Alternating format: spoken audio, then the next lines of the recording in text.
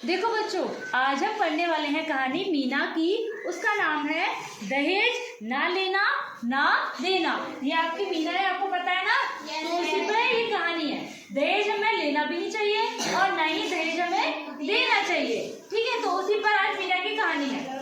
मीना मिट्टू के साथ अपनी सहेली के घर जा रही है। मीना जो है अपनी सहेली के घर जा रही है मिट्टू के साथ। तो बाहर से आई एक बस धूल उड़ाती हुई उनके सामने से गुजरती है। अब कोई बस तेजी से निकलेगी तो धूल तोड़ेगी ना, तो ऐसे ही धूल उड़ाती हुई एक बस उनके सामने से निकलती है और थोड़ी दूर जाकर रुक जाती है। फिर क्या होता है, बस से दो आदमी उतरते हैं। बस से दिख रहा है इसमें दो आदमी उतर रहे हैं, तो वे देखने में बाप बेटे लगते हैं। एक बाप है तो एक उनका बेटा है। ठीक है, उसके बाद कुछ ही देर में बहुत सारे बच्चे उन अजनबियों के पीछे मतलब उनके पीछे चलने लगते हैं। परेशान होकर बुजुर्ग सज्जन बच्चों को डांट लगाते हैं। मीना और मिट्टू तारा के घर की तरफ चले जाते हैं। अब कोई मेहमान आता है शहर से या कोई आता है तो सब लोग क्या करते हैं, भीड़ लगा लेते हैं। ऐसे ही बच्चों ने उनके सामने भीड़ लगा ली कि देखे देखे कौन आया शहर से। इतनी देर में तारा के घर पहुंचकर मीना और मिट्टू देखते हैं कि तारा रो रही है। तारा रो रही है। तारा 18 साल की है और माता पिता ने उसके लिए वर ढूंढ लिया है, मतलब उसके लिए लड़का ढूंढ लिया है शादी के लिए। लड़के के पिता दूसरे कमरे में दहेज की बात करते हैं। किसकी बात करते हैं? दहेज की। तारा नहीं चाहती है कि उसके माता पिता दहेज देते देते बर्बाद हो जाएं। आखिर वह करे तो क्या करे। अब किसी के पास पैसे नहीं होंगे, उधार लेके ही तो देते हैं ना दहेज। तो अगर उधार लेंगे तो बर्बाद हो जाएंगे। तो तारा नहीं चाहती है, लेकिन वो करे तो क्या करे। मीना ने खिड़की से बाहर झांका तो बाहर बैठे लोगों को देखकर चौंक गई। अरे ये तो वही है जिन्होंने उसके दोस्त को डांटा था। उसने जैसे ही खिड़की से देखा उसने बोला, अरे ये तो वही है ना जिन्होंने उनके दोस्त को डांटा था। साथ ही वहाँ का दुकानदार भी है। मीना को पता लगा है कि वे दोनों भाई हैं।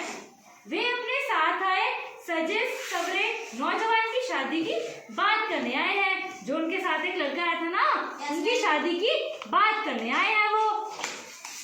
फिर मीना ने बुजुर्ग सज्जन को कहते सुना, हम कुछ ज्यादा थोड़े ही मांग रहे हैं। हम कुछ ज्यादा थोड़े ही मांग रहे हैं, सिर्फ एक साइकिल और कुछ नकद। अगर आप नहीं दे सकते तो बहुत सारे और परिवार हैं जो इतने अच्छे वर के लिए खुशी खुशी इससे ज्यादा रकम खर्च कर देंगे। वो बोल रहे हम आपसे ज्यादा तो मांग नहीं रहे हैं, बस एक साइकिल मांग रहे हैं और कुछ रकम मांग रहे हैं। अगर नहीं दे सकते तो और भी लोग हैं जिनसे इसकी शादी हो सकती है। मीना घर पहुंचकर पिताजी और दादाजी को सारा किस्सा बताती है। पिताजी और दादी को लेन देन की बातें सुनकर बहुत चिंता होती है, क्योंकि वो भी तो उसी की दोस्त थी ना। मीना और उसका भाई राजू फैसला करते हैं कि वह बड़े होकर कभी भी दहेज नहीं लेंगे, ना ही दहेज देंगे। इसी बीच मिट्टू दुकानदार से घर पहुंचकर पता लगाता है कि वहाँ क्या हो रहा है। वह सुनता है कि दुकानदार का परिवार तारा के पिता से शादी से पहले साइकिल और शादी के बाद मोटरसाइकिल मांगने की सोच रहे हैं। उन्होंने सुन लिया था कि शादी से पहले तो वो साइकिल की मांग कर रहे थे, लेकिन शादी के बाद वो बोल रहे हैं कि जैसे शादी होगी ना वैसे हम मोटरसाइकिल मांग लेंगे इन लोगों से। फिर देखो मिट्टू घर पहुंचकर बार बार दोहराता है, अभी साइकिल बाद में मोटरसाइकिल, अभी साइकिल बाद में मोटरसाइकिल। सब समझ जाते हैं कि मिट्टू क्या कह रहा है। दादी माँ चिंता में पड़ जाती है। मीना और राजू तारा के घर जाकर तारा और उसके माता पिता को सारी बातें बताते हैं और फैसला करते हैं कि ये सारी जो भी बातें होंगी हम लोग सच सच उन्हें बता देंगे। बच्चों की भी यह बात सुनकर तारा के माता पिता ने यह तय किया कि वे शादी की बातचीत रोक देंगे। अगर ये सच हुआ तो उस शादी की जो बातचीत चल रही थी उस लड़के से वो रोक देंगे। वे और लोगों को भी इन लालची लोगों से सावधान करने की ठान लेते हैं।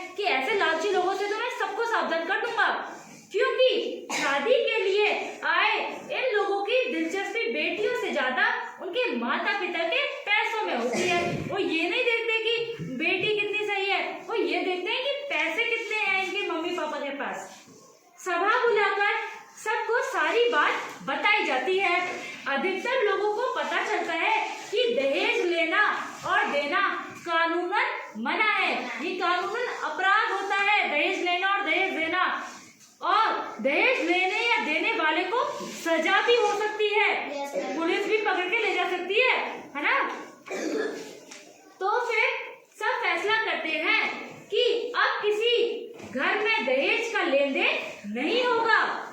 दादी कहती है जन ना तो कोई दहेज लेगा और ना देगा, तभी इस बुराई से छुटकारा हमें मिलेगा।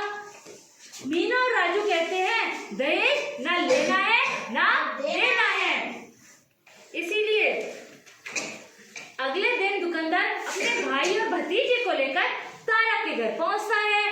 तारा के पिता उनकी मांगे, ये देखो दिख रही है ना आपको मीना? Yes ma'am. तारा के पिता उनकी मांगे मानने से इनकार कर देते हैं। उनका जवाब सुनकर इन लोगों को आश्चर्य होता है। उन्होंने तो मना कर दिया, तो एकदम से आश्चर्य में पड़ जाते हैं, अरे इन्होंने मना कैसे कर दिया। पर इन्हें यकीन है कि कोई दूसरा परिवार दहेज दे देगा। उन्हें यकीन था कि दूसरा परिवार दहेज दे देगा। लेकिन ये लोग जहाँ भी जाते, लोग इनके सामने दरवाजा बंद कर देते थे, क्योंकि सबको इनकी पता चल गई थी ना कि कैसे लोग हैं ये। तो सब लोग जहाँ जहाँ जा रहे थे वहाँ लोग अपना गेट बंद कर देते। इसी तरह हर घर से इन्हें निराशा ही मिली, क्योंकि सब लोग इनको मना कर दे रहे थे। कई घरों का चक्कर लगाने के बाद आखिरकार नौजवान को मुंह लटकाए दुल्हन के बिना ही घर जाना पड़ा। तो मीना और राजू खुशी से फूले नहीं समा रहे थे। मिट्टू कहता है दहेज ना लेना है ना देना है।